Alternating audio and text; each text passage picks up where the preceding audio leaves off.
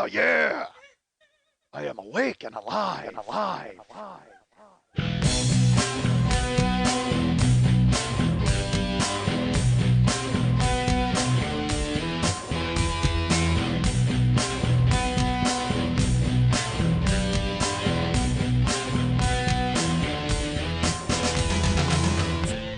I'm so great, I gotta say it twice and cut it out once. My head's a syrup bottle that's getting tipped over every Wednesday. You're a storyteller in a storytelling podcast, and the only story you're telling now is a story about stories you don't want to tell. What the fuck? Hey, what's happening? Mike Schmidt, 40-Year-Old Boy Podcast. It was a false start. We had a false start a second ago, folks, on purpose. I held out because Lily, she did the point. She pointed at me, and I didn't talk. You know what? Fuck that. Who is she to tell me what to do? I don't care, producer, no producer. I don't talk when I'm pointed at. I'm not a goddamn ventriloquist dummy, for fuck's sake. By the way, if you want to know about ventriloquists, I can tell you about a guy. He's the best in the world, folks. I don't know, Lily. Again, as I've mentioned, there's so much drama in Lily's life. It's crazy. In all the subsets, in the burlesque world, in the swinger world, in the regular world, it's in the circus world. There used to be a Moose Lodge world, but that got excised because there was way too much drama there. Somebody died. I have to talk about it. I'm sorry. Lily used to belong to the Moose Lodge, and then she had an ally there who died, and so then the people who were against Lily ganged up against her. It's like Del Boca Vista with fucking, Morty Seinfeld in the election. I'm sitting here, she's telling me these stories, and her one ally was like this 95-year-old woman who died, and so then all of a sudden the biddies teamed up, and by the way, 95 years old, certainly a biddy. All right, I think we can address that right now. Yes, she was absolutely a biddy, but I mean the remaining biddies, the breathing biddies got together, which, by the way, that's a burlesque troupe, the breathing biddies. You should check them out. Oh my God, they're fantastic. At the end of it, they do an 11 broken hip salute. Because they have to. One of them still has a good hip because she has to use her right leg to drive them all to the emergency room in the van. There's 6 in the troupe of the what biddies? I can't remember the fucking name of them now. God damn it. The breathing biddies. There's 6 in the breathing biddies, and at the end they break 11 of their hips, but they remain, one of them remains the right hip intact because she drives the van to the emergency room. God damn it, folks, I'm great. All right. Hey, so Lily is just drama, and then I should, all right, look, the last half hour was me dropping drama all over her. So I need to own up to that at least. Because usually it's like we sit here and we talk, and then I have to hear about this drama and that drama and all these chicks and then these dudes and all this other stuff. And Lily offered to piss on a girl the other day, and that broke bad. Shocking, right, folks? How weird would you think that would break bad? But it did. I mean, you wouldn't think that it would. You would think that someone would just take that at face value, and there would be like a shaking of hands and a signing of contracts, and eventually the deed would get done. But no, Lily chased this woman from the room. She basically sprinted out and never came back. Lily was on stage at the burlesque show, and Lily told me, she's like, I've been hitting on customers lately. I'm like, really? And she said, yeah, there was this girl who stood up, and she was like really hot. And the woman said she was going to the restroom, and Lily said, oh, you can just stay here and pee on me if you want. And then she said the whole room laughed uproariously, except for this woman who turned ghost white and then went out the door and never came back. Had friends there, a table, a group of people that she was with, and left her purse, never came back for it.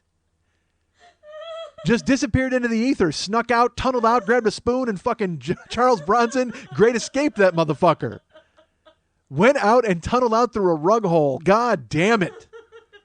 That's good. Yeah, that's probably bad for your show. By the way, that's the Monday Night Tease, folks. I want to remind you about it, to go there and get pissed on by the woman who's the host. You can. Let's put it this way. Go on there and get offers of being pissed on by the woman who's the host. And you can say yes or you can say no, but you don't have to run away. Because, that's the thing is, this woman misunderstood completely. Lily just said, you could just stay here and pee on me. She didn't say, stay here and pee on me. Because that is definitely get a spoon and tunnel out. At that point, that's a fleeable offense. But if she says, hey, you could stay here, that's just an offer, folks. That's just her putting her arm around you and saying, yeah, I've got one word for you, Benjamin, plastics. That's all. That was Lily saying, that was the plastics of burlesque. That was Lily with the one word for your future, plastics of burlesque, was, hey, you can pee on me if you want. If you want. There's a clause, there's 3 words there that get you out of peeing on her if you want to. If you want. That's like a get out of pissing on somebody free card. If you want. She's throwing it in your court. And she didn't fire an ace bias. She gave you like a bouncy serve that you could return. You could get a kill shot on that if you wanted, folks. That's match point. But instead, this woman chose to flee into the night. leaving friends and belongings behind. I picture her outside just like with one shoe on, flailing a cab. Ah! Perhaps hailing a cab would be best. You never want to flail a cab. Don't flail a cab, folks. If I can say anything to you, if I can bring any knowledge to you at all from all of my world travels and being in cities and countries, don't flail a cab. They frown on that. I flailed a Nissan 350X once. It was bad. It went poorly. So hail a cab. Always hail. Unless you're of an African-American persuasion. Then feel free to flail a cab because they will be just driving past you and not stopping anyway, so why not get a quick shot in as they drive by? Hi, folks. How are you? I'm good. Hey, I need to correct something from last week's show. Let's go ahead and do that. Last week's show, because you're all following along in order. Because I'm getting notes from people who haven't even finished year 4, and they're writing me notes, and I'm like, well, wait till you stumble into year 5. Oh my God, the treasures you'll find. Last week I mentioned that I have 2 friends who listen to the show. I mentioned my friend Russ McGarry from the 3 Non-Joggers podcast, and he contacted me. I will be doing that show. I guess I'm going to do a show about my training before the Warrior Dash, and then when I'm in town for the Warrior Dash, I might do the show live. And I might do it after the actual Warrior Dash, depending on if the ambulance will go by his house. And I also mentioned my friend Chip Chinnery. And I will tell you this, too. I talked about Russ McGarry last week, and I mentioned his podcast 1,000 times, plugging it. And then I mentioned Chip Chinnery, and I forgot to plug Chip. Our friend Chip, he's got a website called chipsmoneytips.com. And you can go there and find out all the things that I should have found out 15 years ago. Why not? He tells you how to get credit cards with all these miles. And I will say this, though. I've been to Chip's Money Tips, and I love it. It's fantastic. It's teaching me all the things that I would do if I ever had money again in my life. But a lot of them are credit card based. Chip does a lot of plastic work. Like a lot of, you know what's funny? I thought Lily was saying plastics. I think Chip. You go to chipsmoneytips.com. The video is just Chip going plastic. Drops the S completely. But it's like when I see it, it's all fascinating, brilliant stuff, and it shows why he owns 2 homes. Because remember last week I made a big deal about him owning all these homes and all this stuff. Well, and then he has a website that I forgot to plug explaining how you too can own 2 homes and rent one of them out to a famous actor who I can't mention. So go to chipsmoneytips.com. Why not? I'll plug Chip because eventually, someday, I'm going to need a loan from him. I think I hit him up once before, like when Karen left. You know what's funny? Russ and Chip. How funny is that? When Karen bailed, Russ and Chip were my first 2 phone calls. I asked Russ to get me a job and Chip to loan me some money. And neither of them came through. Why am I plugging these motherfuckers? Holy shit, I got to step off. Why am I plugging these guys at all? Russ ran as fast as he could from me. And Chip was just like, yeah, you know what? I could actually let you have my guest house for $3,000 a month or whatever the fuck he floated me. But it comes with its own forks. He actually referred me to the website of how to rent his guest house. I was going to lose my apartment. I went and checked it out, and he was nice. He was negotiating whatever the fuck. I can't make him sound like a complete jag off because he's not. He was willing to help me, but I just happened to be in a situation where I was unable to be helped by normal man. But he sent me to the website for his guest house, and it was like, hey, it's furnished. I'm like, oh, okay, that's great. So I'll have forks. Good. Is there any way you could take all of the furnishings out and charge me less? Like let somebody else rent the forks to supplement my sitting in there? I'll sit in a bare fucking room. I don't give a shit. I just need a roof. That's all I need. I don't need forks. All right. So go to chipsmoneytips.com and find out how you too can let your friend use your forks. So I mentioned those 2 guys listen to the show, and then literally like a day later, I get a text, and it says, 2 friends, huh? Thanks, man. From my good friend Mike Siegel. Mike Siegel, I forgot to mention, Mike Siegel actually, he listens more than Russ and Chip. I mentioned Russ and Chip. Chip listens occasionally, I think, and Russ just started listening because he's running long miles, and my show just happened to fit right perfectly in the window. He's like, Jesus Christ, I run 30 miles out every Friday. I need to listen to your show. Good, done. But Mike Siegel's been listening from the beginning. Mike Siegel's been listening. He to the point where, 3 years ago, he asked me about some story I told in the parking lot of the Improv. He's like, hey, what was that story you told him? Oh, when I threw the newspaper and I hit the woman in the chest. And he's like, and so I actually physically in the parking lot of the Improv in Los Angeles, I physically demonstrated for him how I did it. Because I did a James Bond dead end, and I sailed it right into this woman's chest. By year 2, folks, fucking hysterical. It's back when I had stories and a life that I was living. And I didn't have to tell you about my friends who are plugging me and plug my friends and oh my Christ. So I felt bad for that because Mike Siegel's been on board from the beginning. He's like a friend who actually listens and talks to me about the content of the show. And so I have to, and I can plug, I think it's funnymike.com. Let's plug funnymike.com for our friend Mike Siegel. Why he got funnymike.com instead of handsomemike.com, I don't know. He should have gotten handsome Mike because, look, I know I did because he's a comic and he's funny. But if he got handsomemike.com, then people will go there and go, oh my God, he's funny too.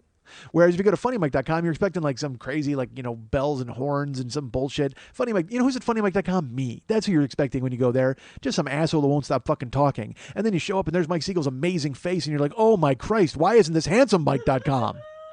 You know what? He should get that. He should get, why isn't this handsomemike.com? And go with that. But then again, I guess it would be handsomemike.com at that point, but it's just got the 3 words in front of it. It's a Tuesday record, folks. I don't have much for you because you know what? If I would have had one more day, right now you're thinking, boy, this show's a little subpar. If I had one more day, if I was recording tomorrow, Wednesday, this show would be brilliant. Oh my God. All it takes is that one more day to live life and let things happen. But no, instead, I come to you on a Tuesday and this is what you get. Take that. This is a Tuesday, folks. This is a Tuesday show. And it's so funny. You're going to get to the point where in the first minute, you're going to go, fuck, sounds like a Tuesday show. But I couldn't do a Wednesday show tomorrow. I'm on a plane tomorrow, folks. I'm kiting away to the Singapore of the United States, which is, of course, Cleveland, as we all know. Was it Singapore as or did I say Malaysia was the Cleveland of the Asia? Or Singapore was? I don't fucking know. God damn it, folks. I was funny a long time ago. Go buy year 1, year 2, and year 3, and then hold your money in the air and wait for me to sell year 4, because that's when all the funny ended. Then year 5 showed up, and I decided I was going to start lifting weights, and I turned into a goddamn meathead idiot. Which, by the way, has not started yet. May 1st, as I mentioned, I start with my trainer because people are writing me. They're like, what about the Miles for Mike program? Has that started yet with the walking miles? You know what? Inadvertently, it sort of did. And here, let me tell you this story. This is not a story at all, by the way. Just something that happened. I was out Saturday with my wife driving around doing things. And let's get this out of the way right now. I'm a terrible person. All right? I'm a bad husband. I am every bad thing you could possibly imagine. And we're all rolled into a guy right now wearing sweatpants. And I'll tell you why later. But we were out driving around on Saturday. And it was hot here. It's been hot in Los Angeles. It was actually like 100 degrees in the valley. And I had to do some running around. So I said to Karen, I go, hey, look, I need to go to B of A, and then I need to go to Citibank afterwards. And then I had to go to Glendale Galleria. I had a bunch of running around to do because I have things to do before I go to Cleveland, folks. I have miles to go before I come to the Mistake by the Lake. And not my words. Don't get mad at me, Cleveland. I just know that's what people call you, so I jumped on it. It's like when I was going to Philadelphia, and I said Philly. People are angry at me. I didn't invent Philly, motherfucker. Or if you're going to San Francisco and you said Frisco, don't call it that. Fine. Dude, I'm only going to be there for a day. I'm going to lose my driver's license and fight a gay couple. That's all I'm doing in town. I think because I'm there for one day, I can go ahead and shorten your name. I don't have the time to say the full name, damn it. Just like in Philadelphia. In Philadelphia, I was there. It was a month. I think I spent a month in Philadelphia in 3 days because I almost died. I almost got stabbed, folks, by John's Chicken or Jack's Chicken. Somebody's chicken. I don't know. Wherever the most dangerous chicken restaurant in town is, I was there and almost got stabbed. By year 4. You can't yet. All right. So we're out Saturday. We're driving around, doing things, gallivanting, checking mail, going around and picking up. I went to my P.O. box. Let's go ahead and talk about that for just a second, folks. As I spiral again. I promised to get to sweatpants and the bank in a minute. But I stopped at my P.O. box. And, folks, you guys are nice. You send me things. If you want to send me something to my P.O. box, write me. Email me. Don't write me because you don't have the address. That's my point. If you email me, I will give you the post office box address, and then you can send me something. Like our friend Tom Packner, who I'm very confident in saying his name. I met Tom in Milwaukee. He's written me back and forth. We've talked on Twitter a few times, and he's a good guy. Tom reached out to me, and he said, and I love going to my P.O. box because, again, when you find the little ticket in there, you're like, oh, my God, I have mail. I've got mail. And by the way, I should tell you this too. Not only is it a Tuesday record, I'm ill. I got a swollen gland on the left side of my neck. I don't know what the hell it is. And then it's like I got a little tickle, like a catch in my throat, which hopefully will not affect Cleveland. Because then, if it does, then my show will be the Mistake by the Lake. That would be awful. In this cavernous room that I've booked that I can't fill. All right. Buy tickets to Cleveland. Folks, if you're going, buy tickets. And I'm just telling you that right now. Get them immediately. All right. So. Tommy P, Tom Packner. There you go. Tom, he sends me. So we've talked on Twitter and we've done those things, and he sends me. I get a package, and it's like a big envelope, and I'm like, awesome, because sometimes I'll get just letters, which is, and again, I don't mean to say just letters. You all take the time, and thank you. That's nice. But Tom sent me a bigger envelope, so I'm like, what could possibly be in there? It was a little heavy. So I open it up, and there's a note from him, and he's like, hey, I just wanted to share this with you. I was going through my office and I found this magazine that reminded me there's a great interview in here with Joe Walsh. I guess Tom is into ham radio. And guess who else is into ham radio? Joe Walsh. And then there's a magazine devoted to ham radio. And in it was an interview with Joe Walsh about ham radio. So Tom's like, hey, it was just amazing to find out that a guy like Joe Walsh is into the same thing that I'm into. And you know what? It's got his address in here, like his home is in Studio City. So if you actually put it on Google Maps, which I've done, you can see that there's like Google Earth it, and there's 6 huge antennas because he's broadcasting all the time out of his house on shortwave and trying to figure stuff. And it was a very nice note. And then it was accompanied with a map of Joe Walsh's house, a Google Earth, and like all of the placements of his antennas. And it's in Studio City, so it's close by where I live. And I finished the letter, and I looked at the magazine, and in my head I couldn't. I mean, it was. Look, I like you people. You guys are great. I'm a fan of all of you. But when you reach out to me with things like this, I don't know what to do. I don't know what to make of it. I mean, I guess I don't. Look, I've been doing this show a long time, and I've been on other podcasts as well. I don't know if you know this. I did Adam Carolla's podcast. I was on Mark Maron's podcast. I've been on the Milk and Minutia podcast. I was on the Return to Sender podcast. I did my friend Martin Willis's podcast, which the name escapes me, unfortunately. I was on Never Not Funny for a year. I've done this show for 4 years. We're in year 5 now. I want to know, on any of those appearances, any at all, when I proclaimed an interest in ham radio, I must know, folks. I want to know when I ever said anything at all about being interested in the process of ham radio. And here's the thing, folks. I'm going to be honest with you. I don't like ham. I don't like radio. Put them together, I truly don't like ham radio. I don't. It just seemed like such an odd. But it was also great. It was as great as it was odd, because it shows that you guys feel like we're friends.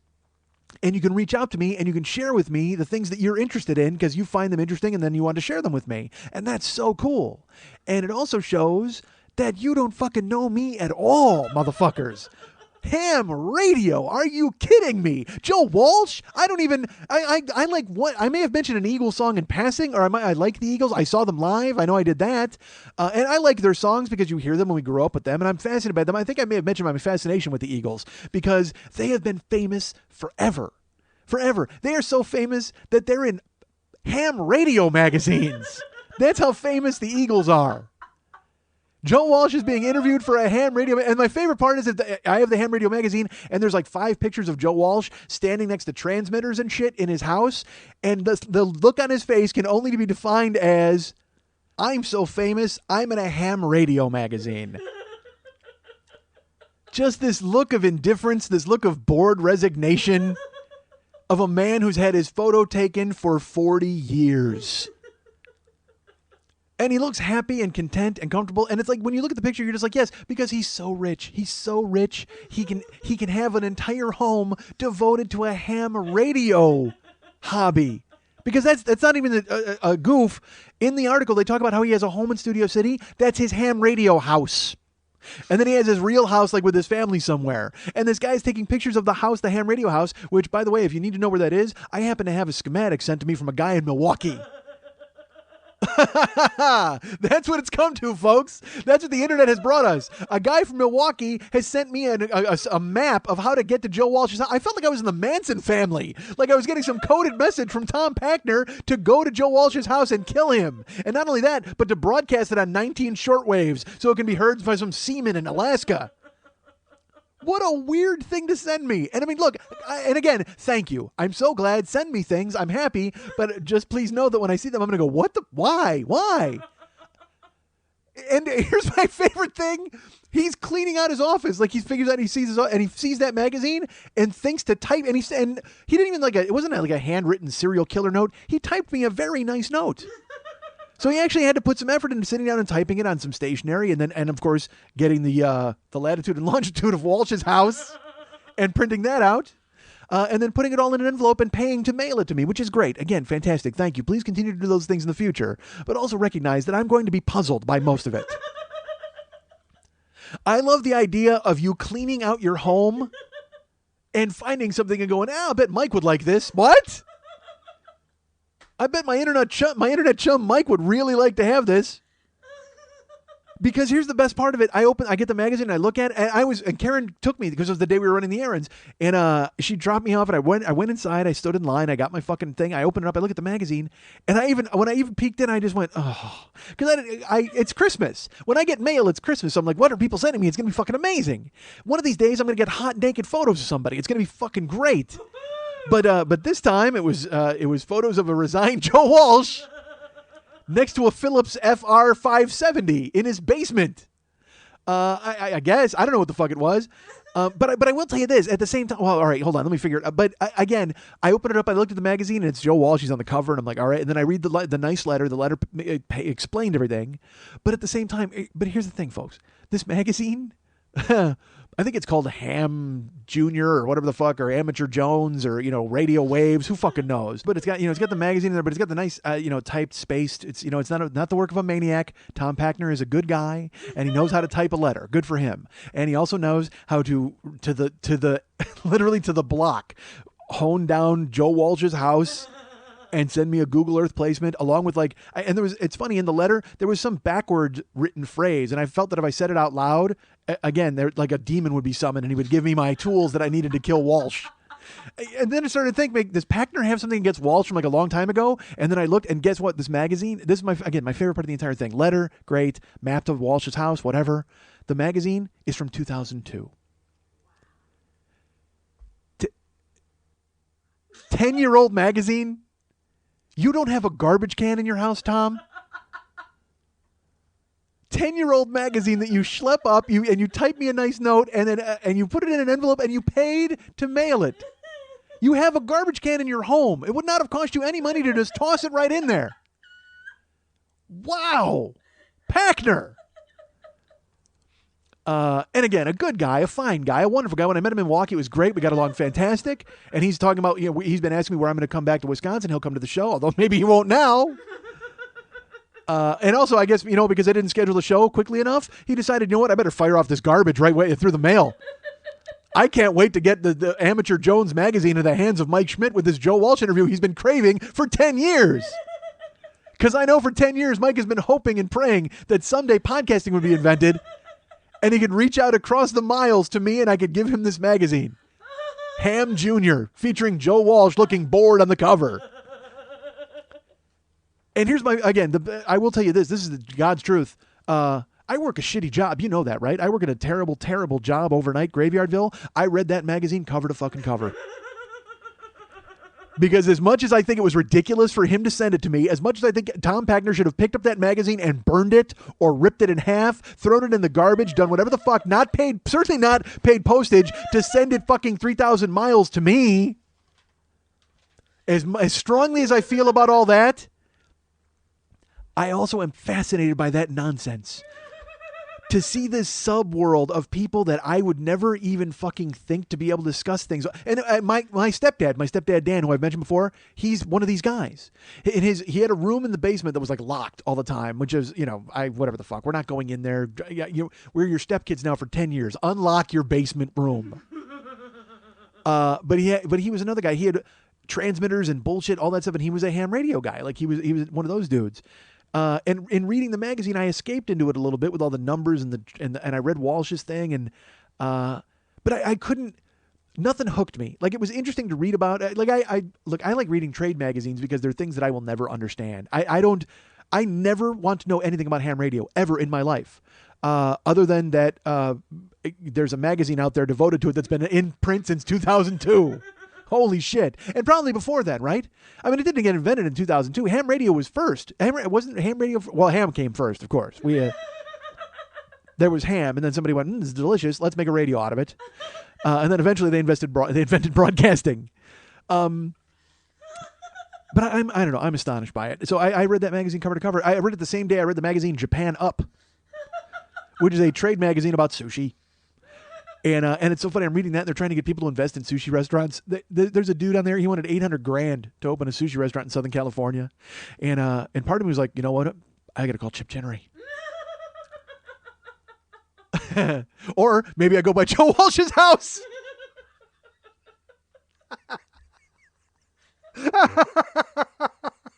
I got a map.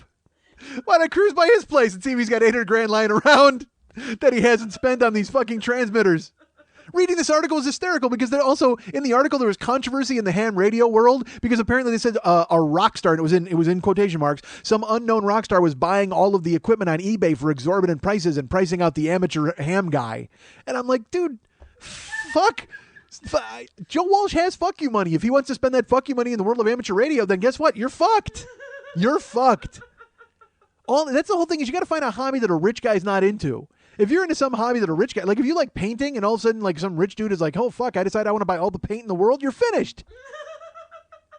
You got to start like grinding up beats and painting shit with that. You know what I mean? It's like poor people can't have hobbies. The hobbies are the luxury of the rich. Get a fucking job. People are upset. You ham radio assholes who are mad at Joe Walsh. Jesus Christ. Let Joe Walsh spend what he wants. Then they talk about that box, that crazy box, the vocal box for Rocky Mountain Way, that fucking Peter Frampton thing. And they were talking to him. They were acting like he invented it, like Joe Walsh invented that box. But I don't think he did because Frampton Comes Alive is before Rocky Mountain Way, right? Before the James Gang? I don't know. I'm not sure. I couldn't be bothered to Google it. I was fascinated by the Joe Walsh article as he looked bored in 9 pictures in his goddamn basement. And he's got like a class. And here's something I learned about ham radio. Do you know that the guy who introduces you to ham radio is an Elmer? Like your mentor, the guy who says, hey, here's what a ham radio does. He's called an Elmer.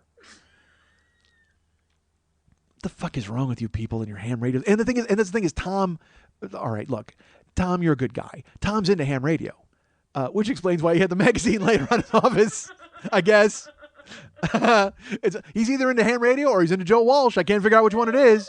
He's into both because in the letter he made it very clear that he couldn't believe that a guy that he liked was into something that he really enjoyed. And that if he wanted to, he could go ahead and find him out there and talk to him. Which makes me laugh because it's like, he's like, oh my God, I could actually contact Joe Walsh on the radio. Dude, you fucking have my personal address and mailed me a magazine about Joe Walsh. Fuck trying to find Joe Walsh on the airwaves, motherfucker. You can get me 9 different ways. You've talked to me on Twitter, you've talked to me in email, and now you've personally sent to me a magazine that I don't give a flying fuck about. But you're still fascinated that somewhere out there in the ether, some Morse code beeps and boops could be Joe Walsh. What the fuck? You've got me. I've just spent 20 minutes saying your name on a goddamn podcast. Where do you think this is going? Out into the atmosphere. Where Joe Walsh will capture it someday with his fucking ham radio plane that he buys on eBay. Pricing out the amateur who wants to buy a ham radio plane. He's furious. God damn it, I wanted a ham radio plane, but some unknown rock star stepped up. Look, hobbies are the luxury of the rich. Get a job, motherfucker, or invent some other kind of radio that Joe Walsh can't steal. Figure out some other hobby that Joe Walsh can't come along and corrupt. And I got news for you. You never will. You will never figure it out because Joe Walsh is so fucking rich, he is going to ruin all of your hobbies in the future. You know what Joe Walsh's hobby is? Ruining your fucking hobbies. That's what his fucking hobby is. He's just going to come along and buy shit and rename it. Tiddlywinks is now Tiddly Walsh. Fuck off. Joe Walsh has fuck you money and he's using it to crush all of your free time. Fantasy baseball? Fuck that. Fantasy Walsh ball. He's coming along and spending the dough to take it over. That's Joe Walsh's hobby, ruining all of your hobbies. Do you get that? Joe Walsh is a hobby assassin. Joe Walsh's hobby is the death of fun for the poor. That's all he's concerned himself with. He's going to go ahead and he's going to play Life in the Fast Lane in 35 cities and come home and find out what you're interested in and buy it and fuck you. Walsh. A Kickstarter reward.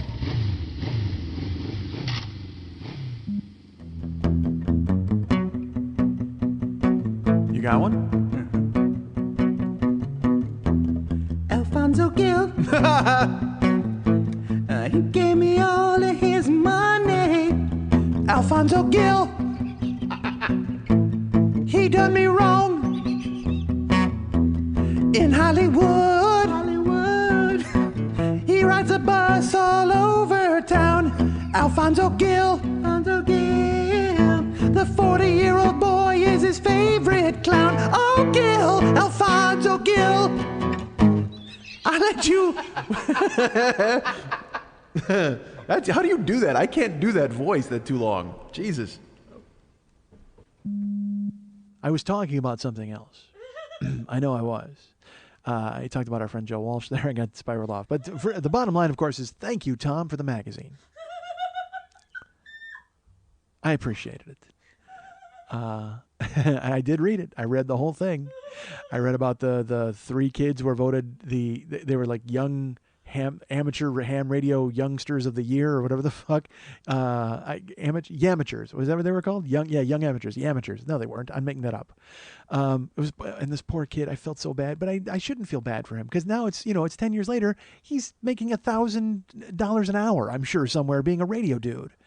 But he's in Scouts. And he won amateur of the year, and his picture, he was like 19, I think, and he was in his scout suit, like in his Boy Scout outfit. Awesome. No, not awesome. You know who was not in that picture with him? A lady.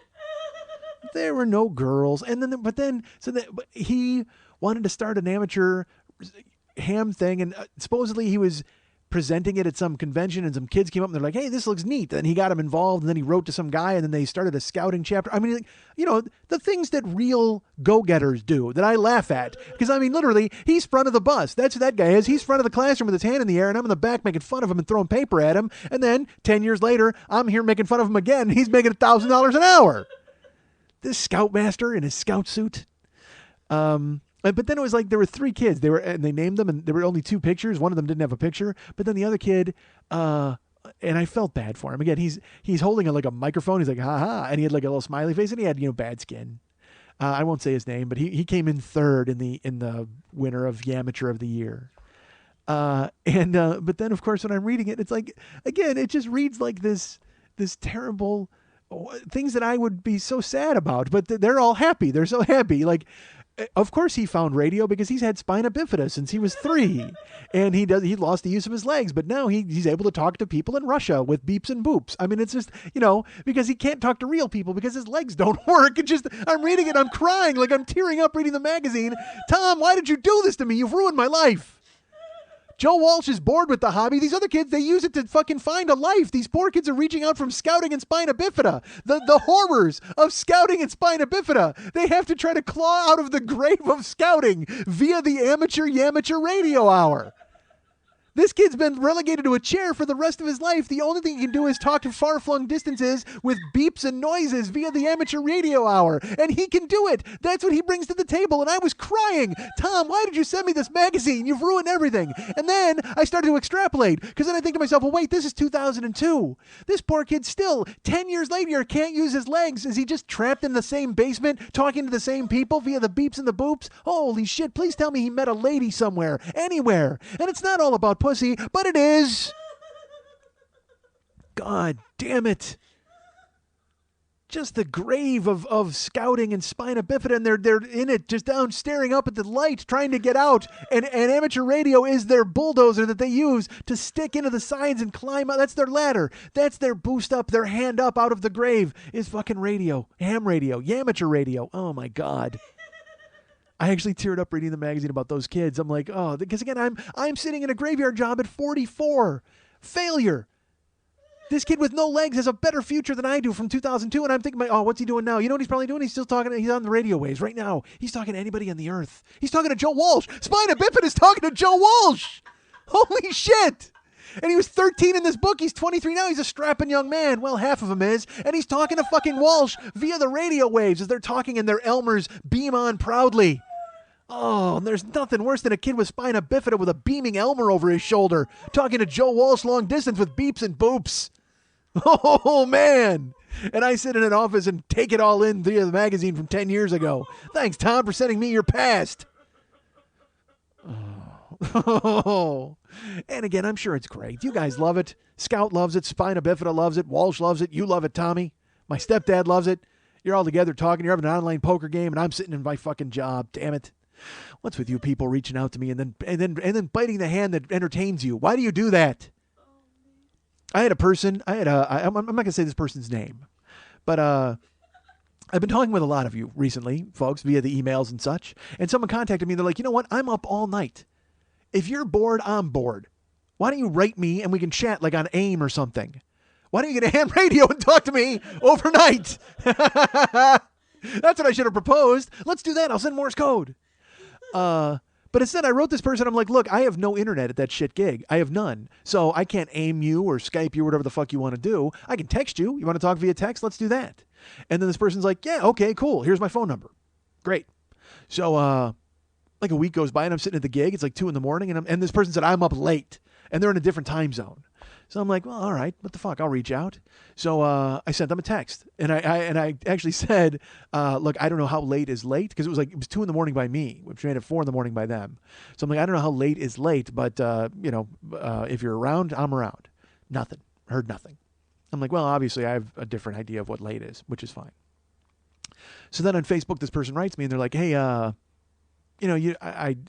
you can write me if you want. I mean, I sent you the phone number. Don't be afraid. I mean, I'm like, I wrote them back and I go, no, I sent you a text last week and you never responded. And look, I'm not going to chase you people down. All right.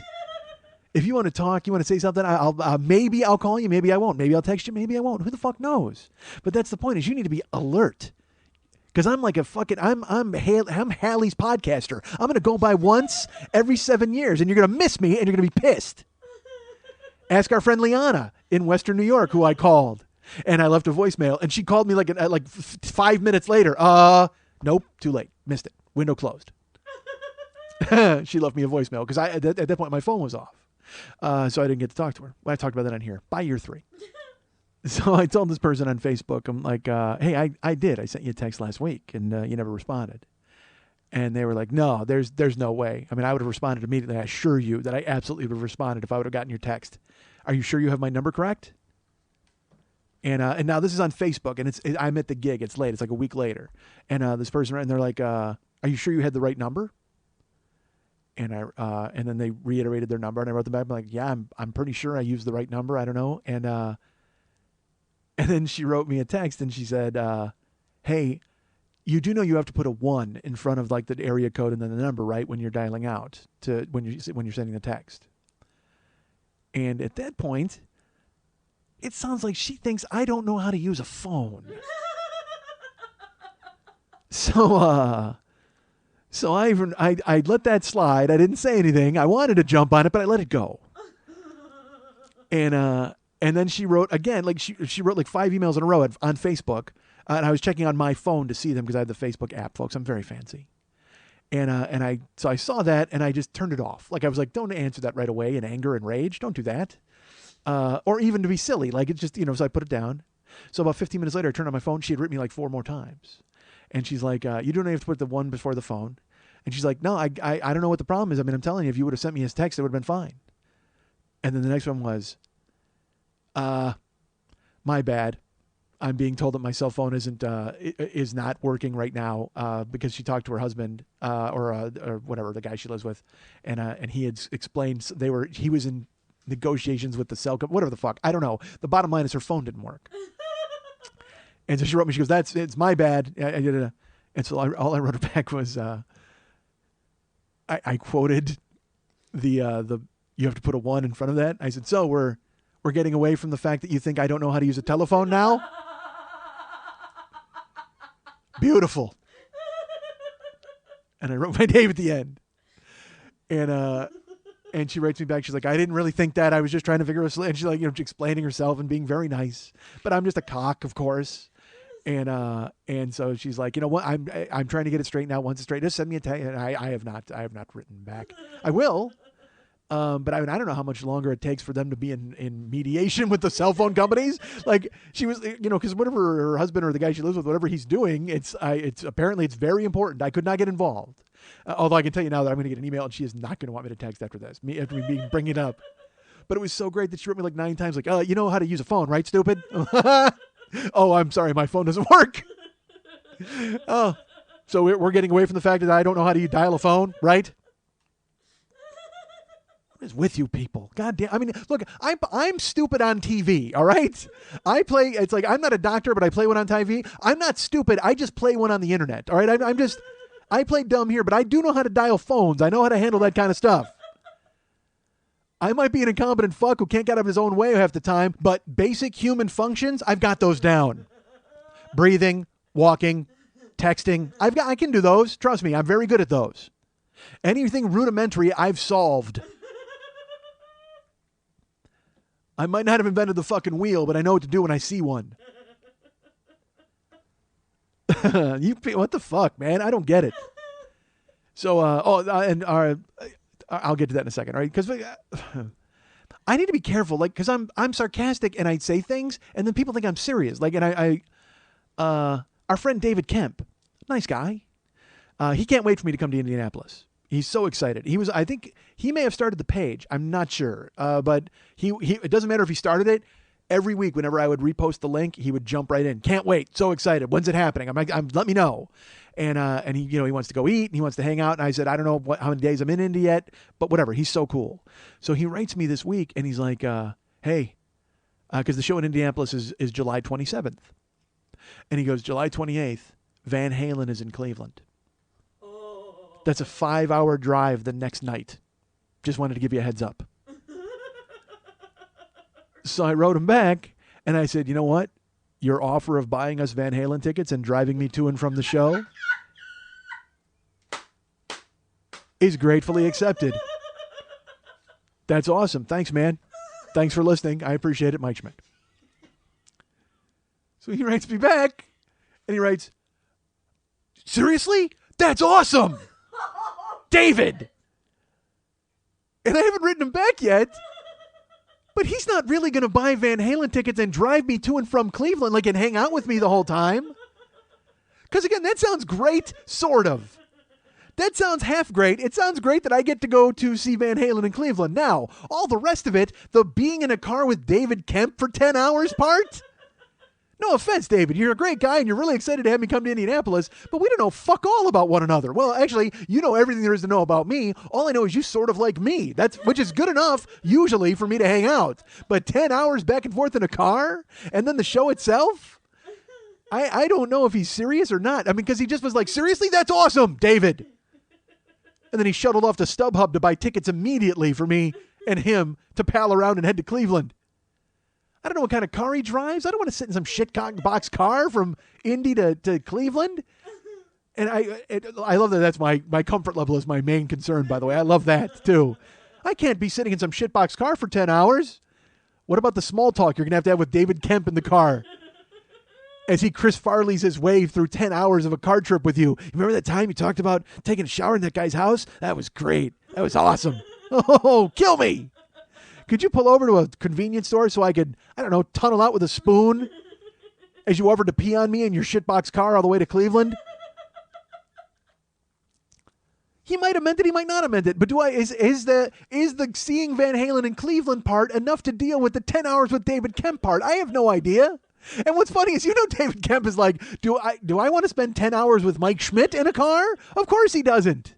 Although he probably does every week. He spends 3 hours in a car with me and he listens to me, but it's different when I'm in person, David. It's so different. Holy fuck.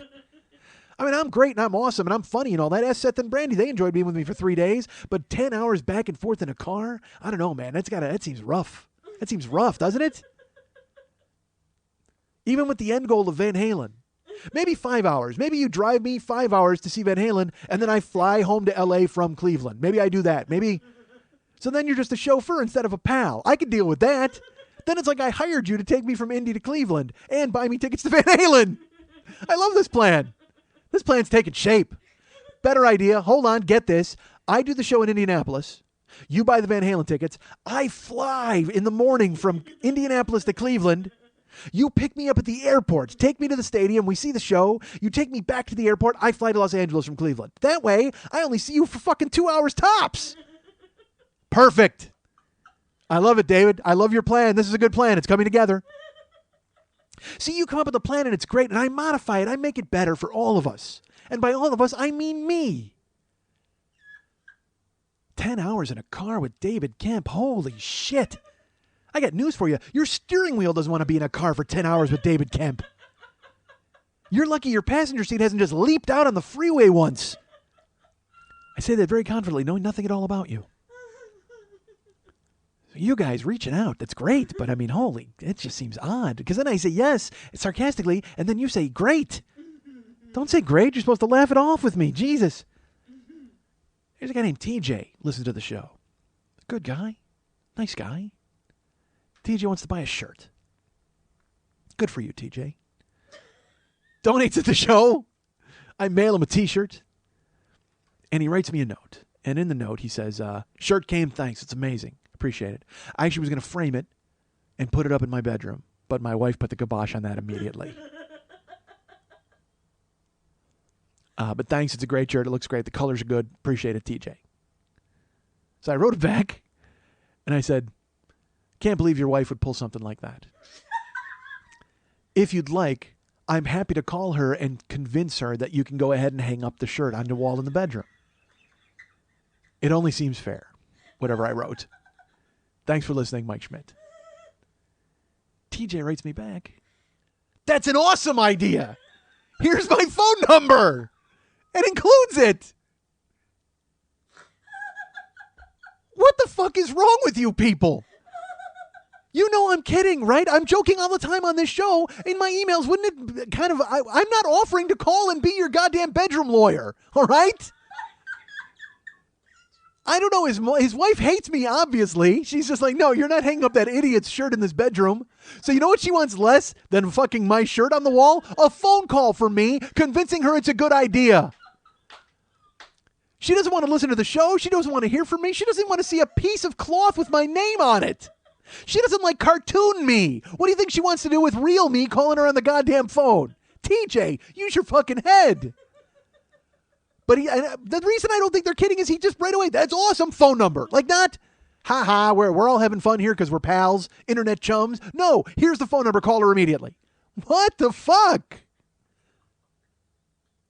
I don't know. I mean, and then part of me is like, you ought to call her, dude. Just like, because what we're doing, we're playing fuck you poker. That's what we're doing at this point. We're playing awkward poker. I'm playing awkward poker with all of you, and you're trying to bet and go all in, and I'm like, fuck you. I will go so awkward you don't even know.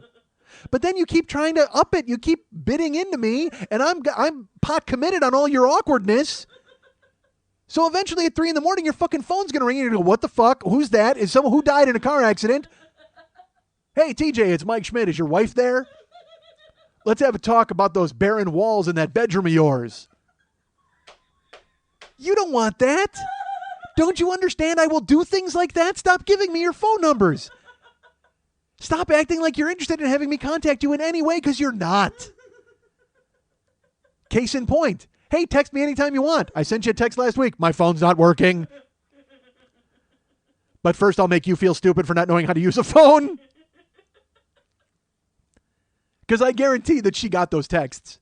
But she just went, I'm not talking to this idiot for real. Holy shit, this guy really exists? She made up some bullshit story, but still put in a side swipe at me. Don't you know how to use a phone, stupid? No, I do. Fucking TJ, I'm not calling your wife. And then I say that now, but you know I'm going to call her eventually because now you gave me the phone number. Don't you realize that you've handed me the instrument of your death? You've chosen how you're going to die. You just don't know when. I just won't tell you when. I'm going to pull the trigger on that phone call. Holy shit. There's another, and some people, like Kickstarter people, I'm supposed to call them on their birthdays. I've missed their birthdays because I'm a fuck up, but I've tried to call them anyway, and then but I won't leave a message. I refuse to leave a message for people because I just think that's bullshit. And because they're not going to believe that it's me, but they're but it's going to be so weird. Like, Jake, our friend Jake, who, he's awesome. I met him in Atlanta, and I called him out of the blue, like 10 a.m. last week for no reason. Like I was in the house and I was like, you know what? I owe him a phone call. Let's call Jake. So I called Jake and I got some bullshit answering machine message. Like, it's like, dude, 10 a.m, answer your phone. You see it's an 818 number. You know it's me. So yeah, that's it, folks. Whenever you see an 818 number, you know it's me. Answer your goddamn phones. Jake's in Tennessee somewhere ignoring his phone calls. God damn you, Jake. I called you. That's how it is for TJ and his wife. Anytime the phone rings at this point, TJ is going to be filled with dread. Filled with dread. I had to call our friend Danny Nagy this week. Danny Nagy on Kickstarter, and he's seen me. He saw me in D.C. He saw me in Philadelphia. He and I'm hoping it's his girlfriend, Chris. If not, they're just pals who travel all over and see me. And also, she just happened to be in the car when I called Danny. That was fucking weird.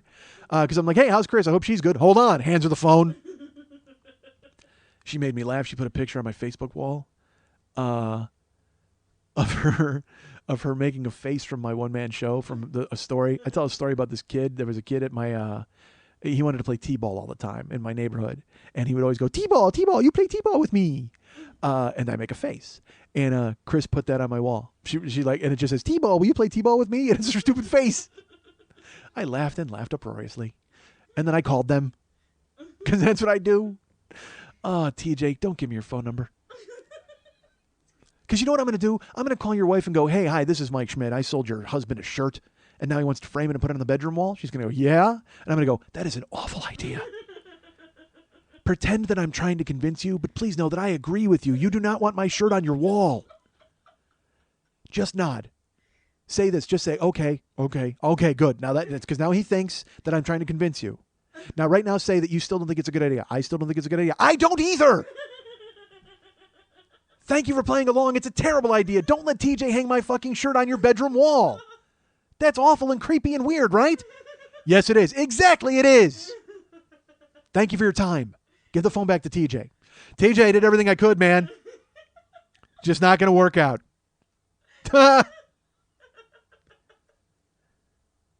Contacting me out of the blue. And people are nice because now they want to get involved in the Warrior Dash, and they ask me if I'm doing the Mike Smiles. Oh, you know what? I got to finish that. I started the walking this weekend, but like I said, inadvertently.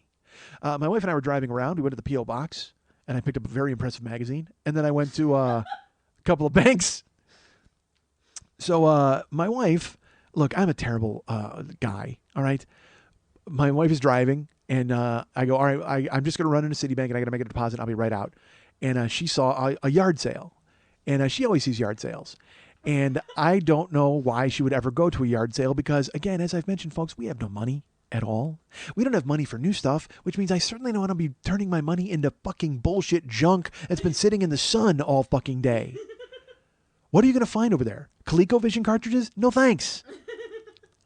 But we passed them, and it said, like they had a sign that says, like, free stuff. And my wife's like, oh, my God, free stuff. I'm going to go over there. And I heard her say it. Now, my wife didn't say, oh, man, free stuff. Do you think I should go over there after I drop you off at the bank? No, I heard her in passing. She didn't say, I'm going to go over there. She was just like, oh, free stuff. I should go over there. So I didn't say anything because I don't want her to go to yard sales, but whatever the fuck. If she wasn't with me, go to a yard sale. I don't give a fuck. Go visit, go look, go lurk. But don't buy shit. You can't. I'm a terrible person. That's how you wind up with a guitar in your house. So my wife takes me to Citibank and lets me out and drives off.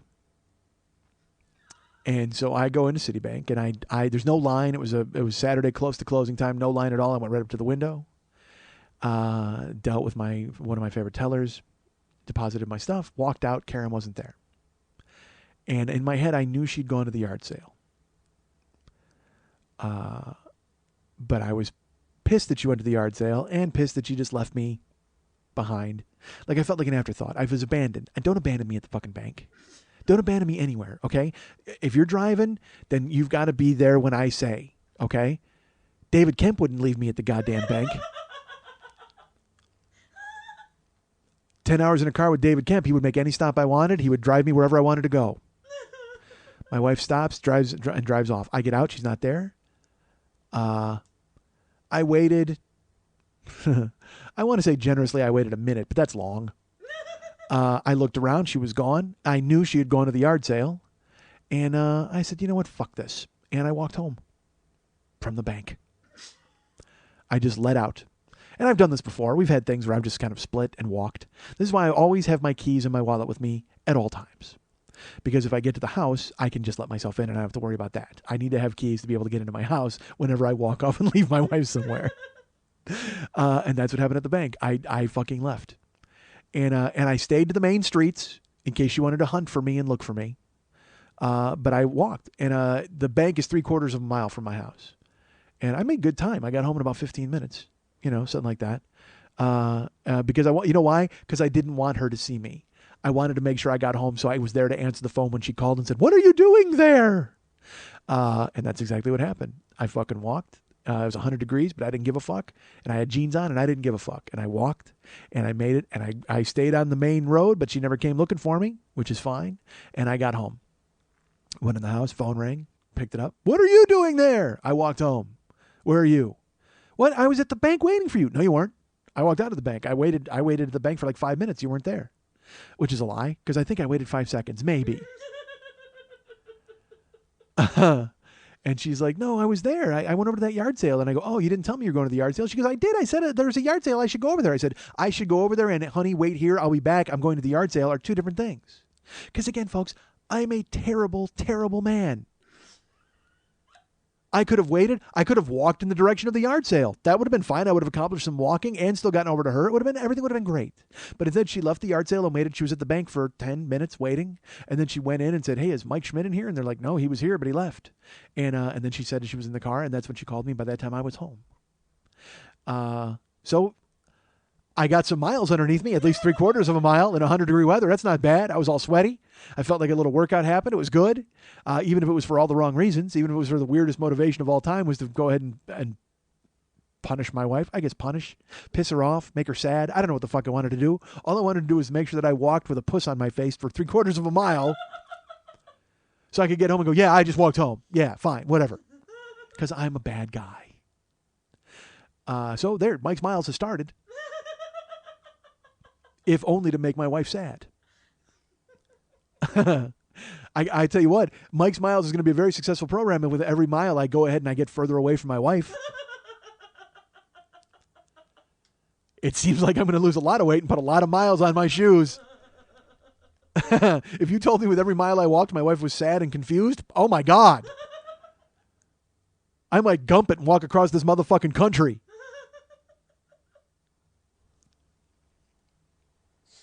Now cue people emailing me, Mike, I want to walk with you. Where are you walking to? I'll walk with you. And we went what if I had a Gump team that went across the country with me? Oh my God. Remember when they all followed Gump and then he just stopped and he went home? That's perfect. You guys can follow me. I'll have a giant beard. That's all bullshit. You know what? That's the one I can't grow a beard. That's sad. I can't even be Gump. A retard grew a better beard than me. Motherfucker. Look how terrible things have gotten for me. Retarded Gump grew a better beard than me. I can't grow that beard. Fucking Gump. All right, so I had another guy who contacted me. His name is Mike. I haven't written him back yet because I just got this email like 2 days ago. His name's Mike Herman, and I use his last name because it's important to know his last name.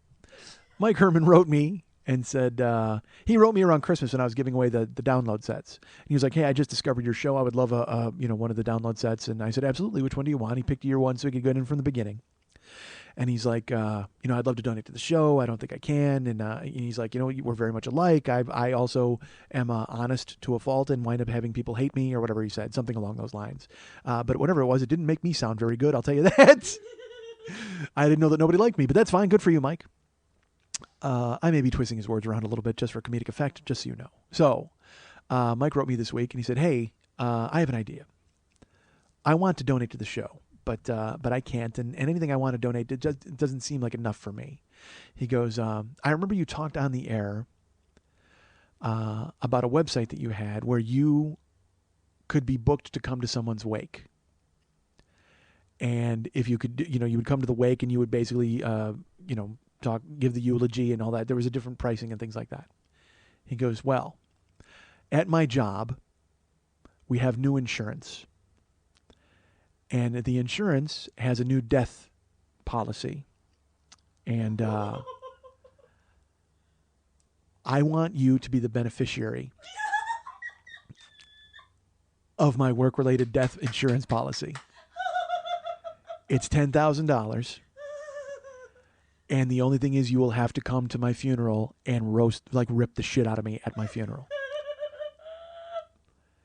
He goes, I am very serious about this. I will come to your Kansas City show with the paperwork. You will sign it. I will sign it. I want to make you the beneficiary of my $10,000 death insurance policy at work. But in turn, you have to come to my funeral and deliver the eulogy and make fun of me.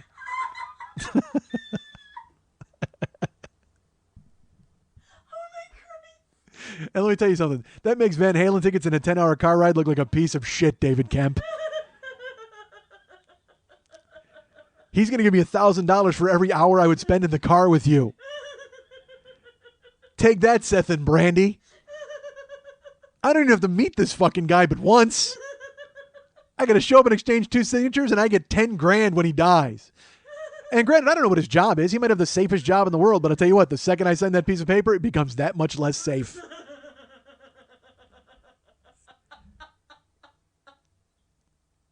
Because you might think putting me as the beneficiary is great, and you might think you might have a safe job, but the second I'm the beneficiary of that insurance policy, holy shit, does the danger get ratcheted up at your business. You don't have any clue what you're getting yourself into, Mike. I'm in. I'm doing this. Come to Kansas City and I'll sign those pieces of paper. I don't know what your family has to say about it. That's got to be horrible news for them. This makes hanging up my t-shirt on your bedroom wall look like a piece of shit, too.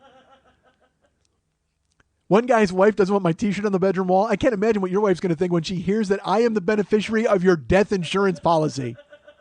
And not only that, I have to come to town and make fun of you at the wake. So she not only has to deal with me getting the money, she's then got to meet me at the wake as I make fun of everyone. Holy shit, this is awesome. Mike Herman, you're my hero. I'm in, goddammit. Bring that paperwork to Kansas City and then keep your head on a fucking swivel.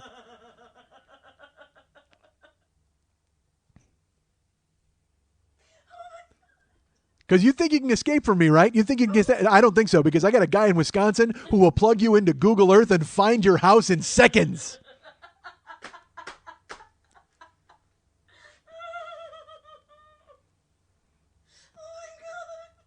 You guys can get me at Mike at MikeSchmidtComedy.com. You can be my friend at Facebook.com, at Facebook.com/the40-year-old-boy. You can follow me at Twitter.com/the40-year-old-boy. You can follow our friend Lily at Lily Von Stupp. Twitter.com/Lily Von Stupp and Twitter.com/MNTs. Be her friend at Facebook.com/Lily Von Stupp. You can be our friend Dave, the artist and who does all the music and stuff for the show, at Facebook.com/David Mex Hernandez. And if you want to write Lily a personal note with some calligraphic requests to have her piss on you, you can go ahead and write her at Lily at burlesque411.com. That's Lily, Lili, at burlesque411.com. His name is Lou Cementa. His name is Lou Cementa. His name is Lou Cementa. Her name is Christine Butcher. Her name is Christine Butcher. Her name is Christine Butcher. I want to remind you folks about the Monday Night Teas every Monday night at the 3 clubs on Santa Monica and Vine. 10 o'clock p.m. is the showtime. Lily just decided to stand up and arch her back right now, so I'm supposed to stay focused on what I'm talking about, and yet I can't. There's a show she has coming up, I think. I was talking about that, possibly. I don't know. I don't know what I'm saying. I'm just gonna stare. So it's like that car accident that she was in was really awful for her, but not so bad for me, really. And she has to like get the kinks out and stand up and stretch and bend over all the time. So every Monday night, the 3 clubs, Santa Monica and Vine, that's where the Monday Night Teas is held. And again, I know the producer of that show. Her name is Lily Von Stupp, and she's standing here now, bending over. Hey, Lily. Hi, Mike. How are you? I'm okay. Stretching? Yes. All right. So the show this week, I understand, went very well with your traveling troupe, and everybody was great and donating great. Cash. Other than the people taking chairs that weren't theirs, it sounds like it went very well. Yes, it did. That's good. And you were hosting, yes? Yes. That went well. I like that picture. There's a cool picture. Is that on your Facebook for people to see? It is. There's an awesome, cool picture of Lily hosting and people cracking up. And Lily looks great. And there's a Monday Night Tea show this week, correct? No. That's right. I wonder. You know what's so funny? No, there is this week, but it's coming up that there's one that there's not. Oh, it is this week, isn't it? April 30th. God damn it. So I can't hype it and plug it. Folks, I still want to remind you about the Monday Night Teas. Not every Monday night at 10 o'clock p.m. in the 3 clubs in Santa Monica and Vine. It's literally the longest running, most successful, amazing burlesque show in Los Angeles, and it hasn't had a night off in how long? Like 3 years, right? It's been 3 years. Yeah. It's been 3 years since the night off, but there is, unfortunately, April 30th. They're off. They're dark this Monday. So what that means is if you see Lily anywhere on the street and smack her in the ass, you get admission to a future show. No. For free. What are you going to do with your Monday off? That's amazing. You're going to laugh. I will. I am meeting a bunch of performers for dinner at the House of Pies. Well, I mean, that was actually the alternate name for the Monday Night Teas, wasn't it? Yes. House of Pies. But we go to House of Pies after the show and have breakfast. Right. And so we decided there's no show. Let's all just go out and have a nice dinner and sit and talk. That's fun. Did you have to book that? I did. I did have to book it. That made me laugh. You had to get their availability and get your music in on time. Yeah, There's a bunch of us. I need your appetizer order in on time, please. It says right in the email, get your appetizer order in.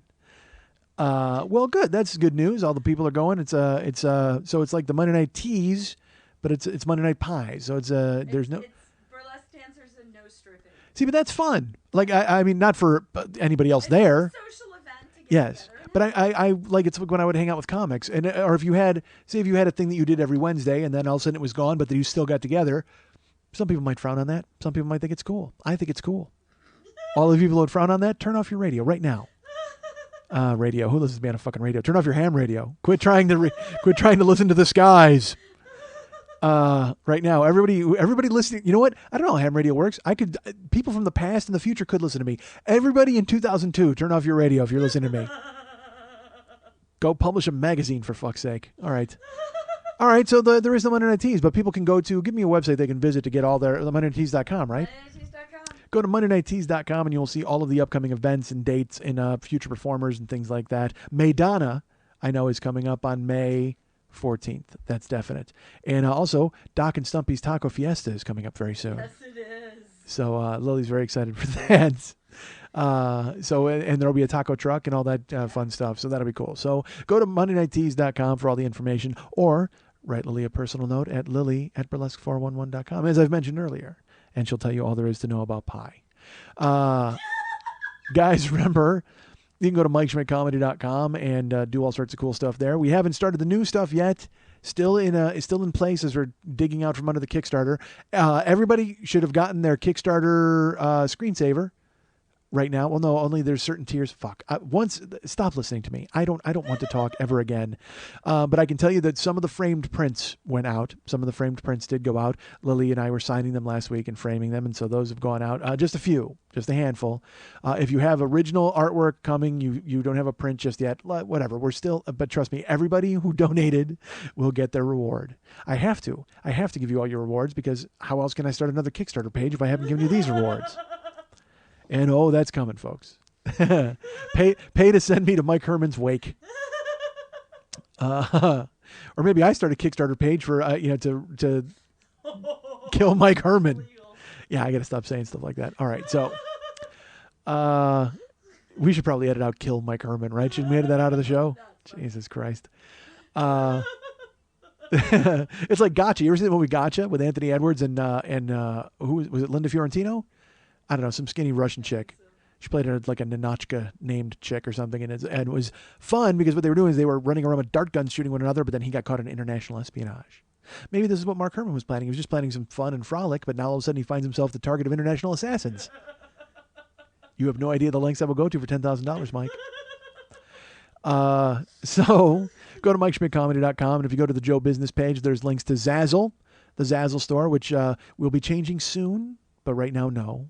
But there are mugs and mouse pads available there. And also the Zazzle link is right next to the tweakedaudio.com/40 link. If you go to tweakedaudio.com/40, you can get a cock ring watch. You can get autoerotic asphyxiation earbuds. Everything you need to have a good time jerking off listening to this show all at the same time. Go ahead and pick it all up right there at tweakedaudio.com/40. And also remember that you can buy the download sets for this show. Year 1, Year 2, and Year 3 are available. That's the Return of the Schmidt, the Fellowship of the Schmidt, and the Two Schmitties. The Lord of the Schmidt, the Fellowship of the Schmidt, Return of the Schmidt, the Two Schmitties. All of those available. The Lord of the Schmidt will be the download set of all three of them right there on the Joe Business page. And if you want to donate to the show, remember that you can click the little Schmitty up in the upper left-hand corner of all the pages there at Joe Business, or all the pages on MikeSchmidtComedy.com, actually, not just Joe Business. And you can donate a one-time amount, or you can subscribe to the show. $2, $5, and $10 a month are available now. That might change soon. We're adding the coveted $10,000 a month sponsorship, which means I won't have to go ahead and have, like I mentioned, oh, no, I didn't mention that. I mentioned that off the air. I should not say it in here. All right, never mind. Forget that, folks. I almost referenced something that I talked about earlier that I didn't talk to you folks about. Can't have that. Remember to go to Facebook.com and be my friend. Facebook.com/the40year-old boy. And if you, not only do you want to be my friend, folks, if you want to go there and there's plenty of pages to bring me to your town, Right now, active, there is a San Antonio, Texas page. And, there's plenty of pages. Detroit pages. There's all sorts of pages, folks. If Buffalo, I think, is still in play. All sorts of pages that you can sign up on and show me your support to come to your town. And we'll see how that's going to work out the rest of the year. Right now, there are shows scheduled, as I've mentioned many times. I will tell you about the shows that I have coming up. June 1st at the Cambridge YMCA Theater in Boston, Massachusetts, folks. That's right. I will be in Boston, Massachusetts. Don't have a hotel yet. Still want to go to the Red Sox game. Still figuring out all the things I'm going to do while I'm in town. But I can tell you for sure I'll be doing the show while I'm in town, and we'll also all be setting up chairs together. And by together, I mean I will be on stage hitting the microphone, pretending that sound check while you guys set up chairs. June 1st in Boston. That's going to be great. June 15th in Kansas City in the basement of the Westport Coffee House Theater. Actually, the theater's in the basement of the Westport Coffee House. So I guess it's not in the basement of the Westport Coffee House Theater. It's in the basement of the Westport Coffee House. It's a theater. So buy tickets to that. That would be cool because that's a small place. And I'm thinking of taping while I'm there. I don't know if that's going to happen or not. I'm still trying to figure it out. And I know I'm seeing our friend Scott when I'm there, who started the page. And he and I are going to a Royals game and going to some barbecue house and a gas station, I think, from what I've been told. I don't know. It was funny. Someone recommended that barbecue place, and Scott wrote, already covered. Because he had sent me like 2 weeks prior where he was bringing me Oklahoma Joe's or something like that. So I don't know. We'll see. That'll be exciting. That's Boston. That's Kansas City. And then just after Kansas City, 2 weeks, Toronto, June 29th in Toronto, folks. That's going to be a great show at Comedy Bar. I understand I'm on their website. Because people started writing me. They go, "Oh my God, are you going to be a which I will tell you this makes me laugh. People wrote me on Facebook and via email. "Oh my God, I saw that you're a Comedy Bar. Is that a real date? Are you doing the podcast? Or are you doing the one-man show?" And I wanted to go, don't you listen to the show at all? Like, and it might be people who are far behind or they can't listen to 9 hours. Who the fuck knows? I have no idea. But it was cool that they were excited to see that I was coming to town. So, it's the one-man show. It's June 29th at Comedy Bar in Toronto. And I should tell you, tickets are selling, which is pretty cool. I hope you guys buy more tickets. I had to raise the price a little bit because it's international and the travel is crazy. I think I'm going to have to fly into Buffalo and drive. Although I just looked for Buffalo tickets today and they were $600. So who the fuck knows? I'll figure it out.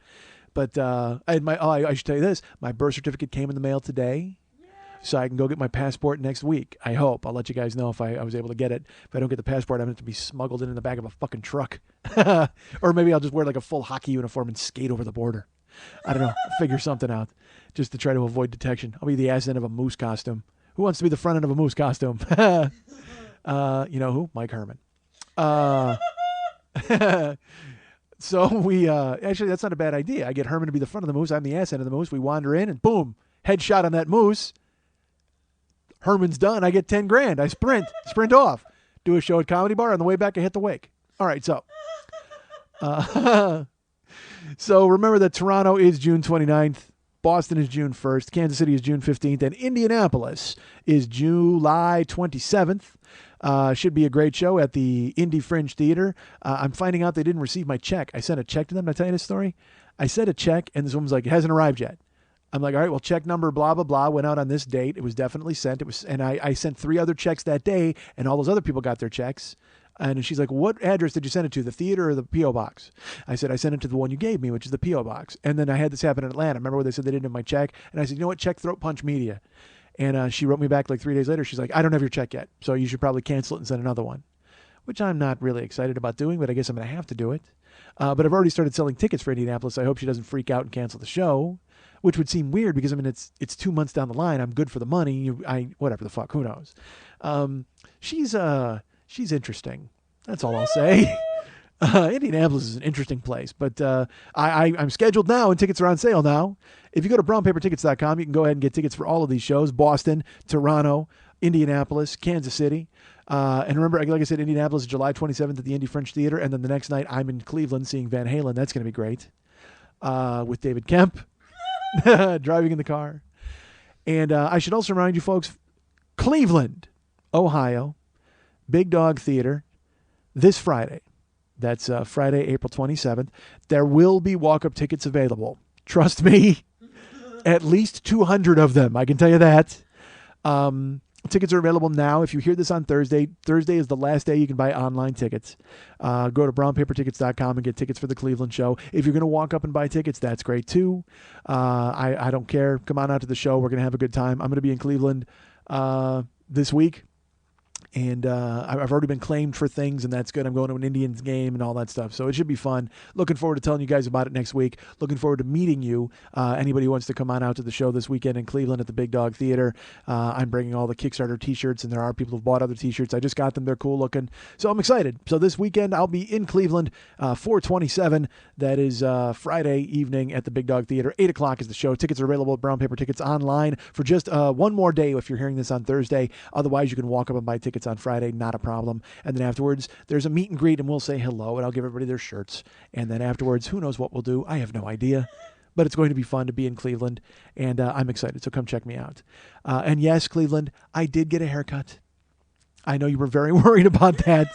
Here's the thing. It's funny. I mentioned that on the show last week, and Lily's like, well, I'm going to take a picture of you and put it on the... I said, no, don't do that. But then I was sitting at my computer, and I went, fuck it, I'm going to do this. I in my head, I went, this is a thought experiment. Because I haven't put up any other pictures since last year when everybody decided they were going to have fucking Night at the Apollo on my goddamn Facebook page. So sure enough, I put up one picture of me with longish hair, and I'm like, all right, haircut or no haircut? I'm too close to this to decide. And 108 comments later... And the thing that was great is I was getting a haircut the next day anyway. Like, I knew I was. I did it on purpose just to see what would happen. And of course, what happened is some people were like, hey, your hair looks great. Some people were like, dude, you got to cut your fucking hair immediately. And some people were just like, ha, you're stupid. You know what I mean? It was like... It was really a clear delineation between all three of those. Thank you all for really proving exactly what I thought would happen. And what was funny is I loved... This dynamic is so funny to me. There are women who will write, stuff like, wow, your hair looks foxy, or hey, you look, your hair looks pretty sexy. That's cool. And then guys will immediately go, really foxy? I think it looks terrible. Or really sexy? Like with a question mark. It's like, yes, it's okay if they think that I took a good picture. Is that all right, fellas? It doesn't threaten you in the least that someone you've never met thought that I looked good in a photo. Do you understand that? You don't have to chime in and go, oh, whatever, stupid. No, it's okay. Go ahead and be comfortable in your skin. I'll try to be comfortable in my skin. We'll all be comfortable in each other's skin. And it's okay if people like my hair. Is that fine? Because it just made me laugh whenever anybody, because our friend Erica was being funny, and she was just like, oh, Foxy. And then some guy's like, Foxy? With a question mark? Like, yes, Foxy. And she's having fun.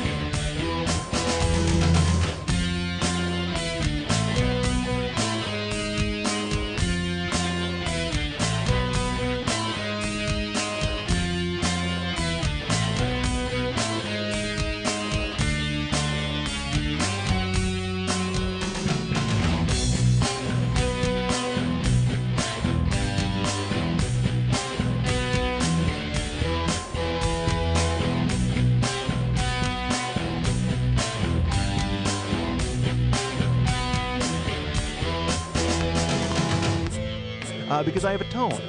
Because you know why? Because I talk quickly and I don't fucking think. That's why. I think that's what it means when you have a tone. Is you don't fucking bother to care what comes flying out of your goddamn mouth. I try to grow the show and I want people to get on board and they're like, I listen to it and you talk too fast. Really, I talk too fast. How the hell else am I supposed to cram all of this into a small 3-hour window? Dude, there's no script. I just go over this shit on the fly. It makes me laugh. If it doesn't make you laugh, turn the fucking station. And by turn the station, I mean turn the wheel of your car right into a guardrail. Jesus, fuck.